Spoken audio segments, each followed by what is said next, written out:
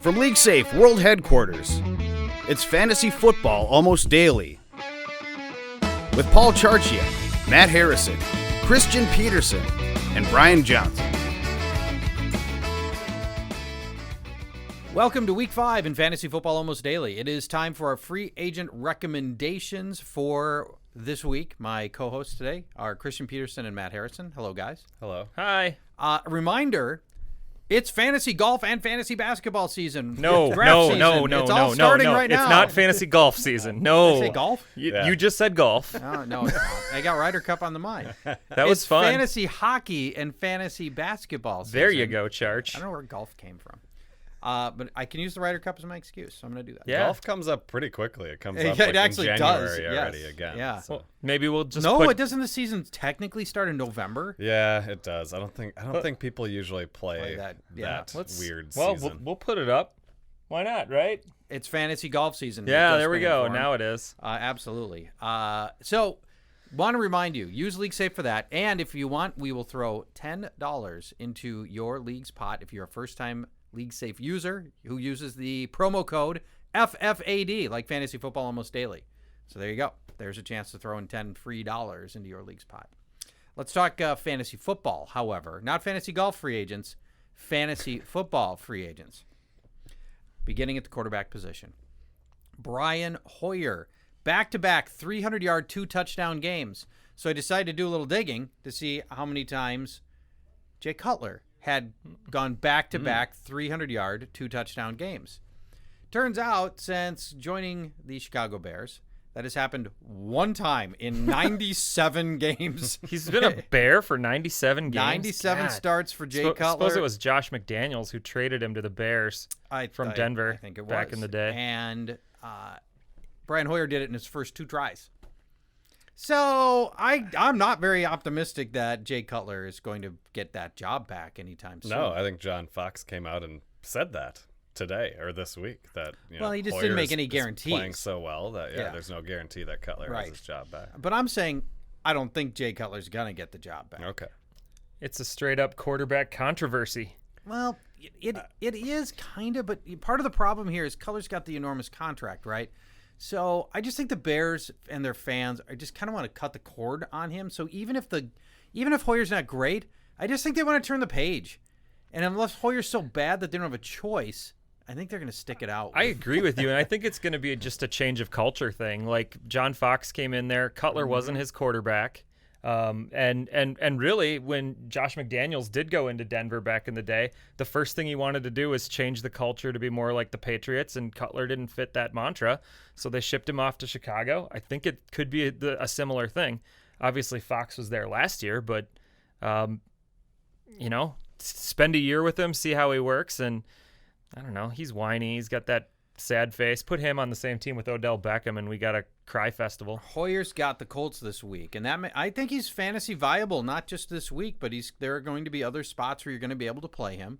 What are you bidding? I don't really care if it's Hoyer or Cutler. Neither one of them was going to be on my radar from a fantasy perspective. In a 1 QB league, he's off radar. We agree. Yeah. What about QB flex and 2 QB leagues? I suppose maybe now he's rostered. This Colts matchup that everybody thinks is great, but they actually haven't given up that much. No, actually they've given up I think 2, 0, 0, and 2 touchdowns in their 4 games. It may not be as good as people think, and it's Brian Hoyer. I mean, he had two good games. I mean, we've seen Brian Hoyer in the past, and he isn't very good. So I'm not very excited about it. So you're at zero. You're at $0. Yes. Are you bidding anything for Brian Hoyer? Everybody would have picked him up because he was my take a chance on me quarterback last week. So there's that. Yes, but I'm not bidding much on him. I don't get too excited about quarterbacks on bad teams who don't have a stranglehold on the job. Bad quarterbacks on bad teams with a not completely secure job. All right, I'm a little higher on Hoyer than you guys are. He has these blow up games in him that we saw in Houston last year, and you got a sneaky amount of Bears fan in you, don't you? Because you've always been like the biggest Cutler supporter in the office. Yeah, probably in the office. You're big into Hoyer right now. Look, when Adam Gase was there last year, Cutler played well. he wasn't making the key mistakes, and then Gase leaves and he falls apart. Those Chicago radio guys are getting to you, I think. Maybe that. Well, they don't like Cutler either. Trust me. All right, let's go to the running back position. Bilal Powell is probably the hottest guy to pick up this week. A lot of people drafted him and then gave up on him. There's, obviously I was high on him all preseason and felt like Forte was an ongoing injury risk. He was an older player. He could wear down. There were a lot of things. Early on, it looked like a complete moron, but now here we are in week 5, and it looks like that's starting to play itself out. What's your level of interest in Bilal Powell, who is right now averaging 7.6 yards per carry? Yeah, I think you have to have some level of interest. I mean, we're basically back to the point preseason where you like Powell so much as a sleeper for the reasons that we're seeing now. And that Forte, they gave him 1 million carries in the first 3 games, and I'm sure they just realized he can't possibly, take that kind of a pounding. So now they're starting to work Powell in, and just like we thought in the preseason, he's at least in a small sample size a more effective runner than Forte, and he's starting to get a lot of the pass catching work out of the backfield as well. So, yeah, I mean I think he needs an injury to Forte to really have a lot of value, but in PPR leagues, he's usable. In PPR, he is usable. Right now. Yeah. So at 20%, I would say, of my free agent budget. It feels a lot 15? like last year to me, where Forte is playing the Chris Ivory role, and they pounded him a lot early in the season, and he had a couple of really big games early in the season. But then he started just getting nicked up as that season wore on, and Powell was the guy down the stretch for the Jets that fantasy-wise was really good. He helped win fantasy titles for people in the playoffs with some really good matchups and good games in PPR leagues. How much are you bidding on Powell? It's probably close to 20%. I think that's about the right amount. Yeah, I'd go even a little higher. I think there's a scenario here where Forte's in and out of lineups, and in effect, he's down to 3.6 yards per carry. I don't think that Powell's going to turn into the workhorse at any time. So I wouldn't break my budget on him, but I think he's going to be a solid contributor for most of the rest of the season, and I think that earns at the running back position that earns you more than 20%. It's just going to be hard for me to pick out what times I can start him. So I don't think I'm going to blow the budget on him like you would for Jordan Howard, who seemingly has a job set for him in Chicago. Brian Johnson had him as his take a chance on me running back last week, and that paid dividends. So I think there are times when you're going to know, especially against teams that struggle against the pass. He also says to go up to 50% of your free agent budget. He's higher on Powell than I am. League Safe Post. Yeah. Yes, we got room for him on the couch. We touched on Ivory. Are you guys dropping Ivory? Probably. I didn't love Ivory to begin with. TJ Yeldon actually looked okay this past week, which is high praise for him. Well, okay is as good as it gets for him, and he is playing the most beat up defense. He was playing the most beat up defense in football. Yeah, Ivory to me is he's kind of like a poor man's LeGarrette Blount at this point. He's going to get 10 to 12 carries between the tackles, and if he doesn't score a touchdown, he's really going to hurt your team. I think the X factor on Ivory is we don't know what the hospitalization was all about. Yeah. Was it something that's affecting him on the field? Because he doesn't look right. No. So I without knowing that, I'm really struggling to give a lot of credence to keeping Ivory when I don't know what's wrong with him, and I can see he's not running right. I think a lot of people already gave up on Ivory before, and he hasn't had the numbers to necessitate people going back to pick him up yet. I bet his ownership is still over 70%. Maybe. Sabotage drop him. Yeah, he is a sabotage drop candidate. Although he hasn't done anything. I mean, part of the sabotage drop has got to be somebody who's appealing. That somebody will pick him up, but it's not like they'll waste a bunch of their money on him. DeAndre Washington is getting about an even number of touches, not snap count, but touches as Latavius Murray. What's your interest in picking him up as now Oakland has become one of the biggest running back by committees out there? Yeah, I mean, that's the big problem here is that there's other players involved here too. There's the other rookie, Jalen Richard. Yeah. Richard. Jalen Richard. Rocket Richard. Yeah. And I mean, part of the problem is the Raiders sort of inexplicably keep winning these games, despite the fact that they're behaving weirdly at the running back position. I mean, it's working. It doesn't make any sense what they're doing. Latavius Murray is on the field for 65% of the plays, but he's not touching the ball very much. And when DeAndre Washington comes in, they give it to him right away. And Washington seems like a little bit more of a more explosive player at this point, but they haven't handed over the reins to him. And there's still a couple other guys left there. So the whole situation to me is murky enough that if I had my choice, I just wouldn't mess with either one of them. Yeah. If I had Latavius Murray, I would have to go after Washington pretty hard right now, because I think it's very possible that 4 or 5 games from now, he just continues to cut into the workload and eventually maybe supplants Murray entirely. Yeah. Murray hasn't But I been think it's bad, gonna- though. I think Part it's of the gonna problem is take a Murray, while. Yeah. Murray hasn't been bad. I know. They're asking him And to he's do getting- less, and he's and he's getting been the more red zone efficient with looks. the carries he's gotten. All right. Well, I think this is totally a point where they're playing not fantasy football on their coaching staff. They're playing reality football, and the reality is 3 backs works for them right now. All right, last running back I want to spend time on. You can get the full list of all of the free agent recommendations through Brian Johnson's article at League Safe Post. Terrance West, emergency pickup for a lot of leagues on Sunday morning, but still some leagues were sleeping on this and didn't grab him. Justin Forsett has been released outright, and that means that West has got the starter's job pending the return of Kenneth Dixon, who murkies up the water a bit. West looked good against a terrible run defense last week in Oakland, but he gets another terrible one this week in Washington before the schedule gets much harder the next 2 weeks before their bye. What are you doing about Terrance West? Is murky? You just verbed murky. You murkied Nice. the waters. Murkied the waters. Usually you muddy the waters, but today you murkied them. That works.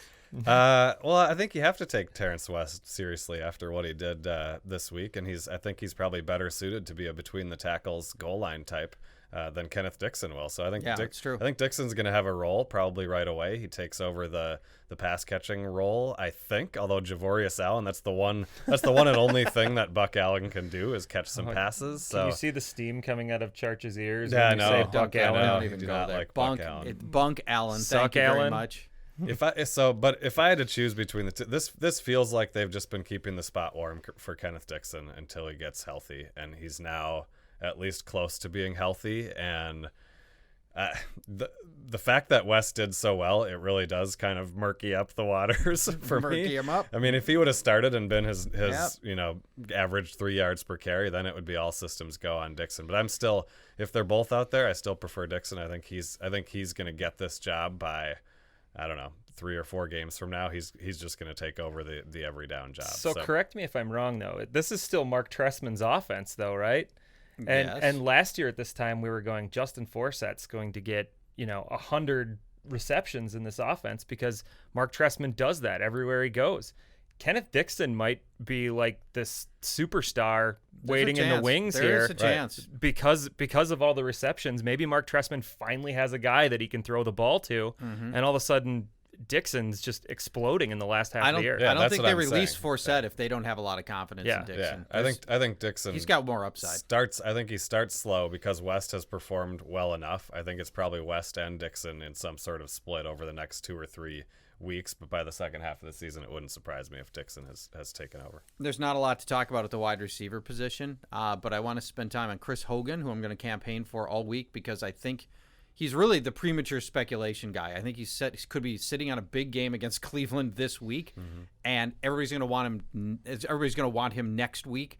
I think you want to go get Chris Hogan now. What people probably don't realize, Chris Hogan has more snaps than any other receiver on the team, more than Edelman, more than Amendola. Chris Hogan's on the field all the time. Tom Brady's coming back. Great matchup with Cleveland. It's a perfect opportunity to get a guy who's way off radars. Now, funny thing, we looked at my fantasy league, which has got more serious players and more he's people highly like you owned. that watch. Highly owned there at 70%. Then we went on ESPN and his ownership was it 17%, something like that. So Chris Hogan, he splashed a little bit in week 1, but has been basically silent since then in terms of production.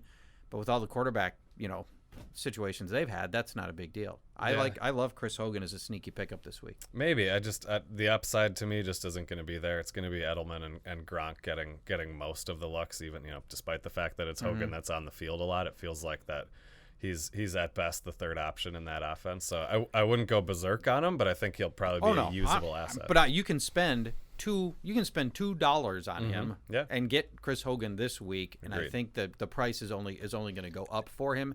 And if it turns out Gronk's not right, then maybe he isn't maybe he's a little higher in the pecking order. Although feels like Martellus Bennett would probably be that. Best bet with Hogan is to get him now, wait till he has a good game, and try to trade him as a piece in a trade. Sure. Yeah, that could be. With Sammy Watkins out, you could take a look at Robert Woods, Marquise Goodwin. You could. You could. I don't want to. I don't want him. I don't want to be attached to this passing offense, to be honest. But Is there anything in Buffalo you want to be attached to besides LaShawn McCoy? Yeah, not really, no. Although, there's something to be said about looking at LaShawn McCoy's backups because, every defense is playing to stop him now. They're still running him like crazy. Yeah. He has a history of getting dinged up a lot. Mm-hmm. So, you could start thinking about, how you want to position, handcuffing him now before he gets hurt. Yeah. Go get Mike Gillislee. Mike Gillislee's probably the right guy. Williams might be, but I don't think he is. I think it's Gillislee because I know Gillislee got work last week. There are other receivers you can look at here. None of them warrant more than about 5% blind bidding consideration. So I'm going to move to tight end. Cameron Brate. We liked him last week. We like him this week. He's over the last 2 weeks, he's been targeted 18 times.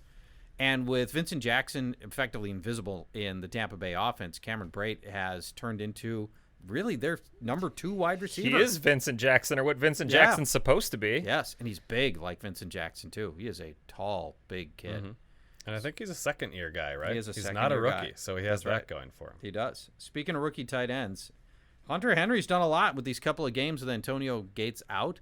Now, Gates might be available this week, so your window's closing on Hunter Henry. So I don't, if you're in a dynasty league, I love Hunter Henry. Good. Next year he could be a top 5 tight end next year, easily.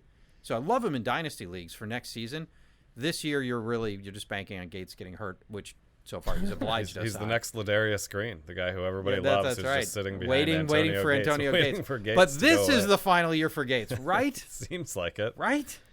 They want to get him that record. If he's going to keep They're playing, going to have to throw to him a lot. He's going to need to play 2 more years When now. he actually plays. He might only have 2 more games left in him. Yeah. Yeah. All right. So, Brate recommendation for blind bidding to me is in the 15 to 20% range. If you need a tight end, he's a starting tight end, and in a season where getting anything from a tight end has been very difficult. In a redraft league, where would you rank Cameron Brate right now? Is he a top 12 tight end? Yeah, for sure. I think he is too. Yeah, I think he's a starting tight end. You can spend on him. I agree. All right, thanks for watching. If you enjoy our podcast, be sure to tell friends about it. Rate and review the podcast on whatever you're seeing us on, iTunes. iTunes is a Stitcher, good place to start. all Yeah. that. Yeah.